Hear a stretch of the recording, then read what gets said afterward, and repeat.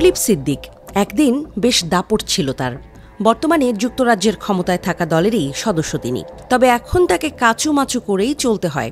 আগের মতো বুকের ছাতি ফুলিয়ে চলার জো আর নেই।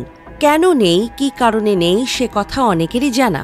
তবে খেলা তো সেখানেই শেষ হচ্ছে না। এখনো বোঝা যাচ্ছে না কোথাকার জল আসলে কোথায় গড়াবে। একসময় স্বৈরাচার শেখ হাসিনাকে নিজের আদর্শ বলে পরিচয় দিতেন টিউলিপ। তার সাথে মাখো মাখো ছবিও প্রকাশ করতেন সোশ্যাল মিডিয়ায়। তবে এখন দিন বদলেছে। যার নামের দোহাইয়ে এতদিন ফায়দা লুটেছেন, যার অদৃশ্য ক্ষমতা ব্রিটিশ রাজ্যেও তাকে রেখেছিল দুধে ভাতে, কোনো অভাব ছিল না যার, সেই হাসিনাই এবার টিউলিপের গলার কাঁটা।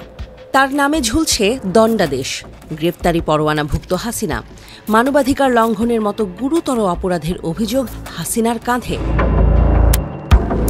জাতিসংঘ প্রতিবেদনও হাসিনাকে একরকম বিশ্বেও অবাঞ্ছিত করেছে।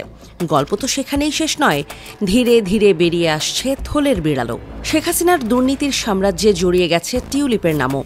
আর তার জেরেই মন্ত্রিত্ব ছাড়তে হয়েছে টিউলিপকে। হাসিনা যেমন তাকে দুহাত ভরে দিয়েছেন, ঠিক সেই হাসিনাই আবার তাকে সর্বশান্তও করছেন।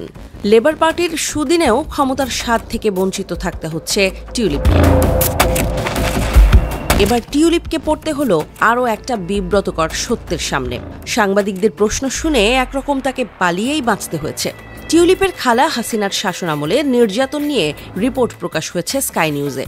সে নিয়েই তাকে প্রশ্ন করতে লন্ডনের বাসার সামনে গিয়েছিলেন এক সাংবাদিক।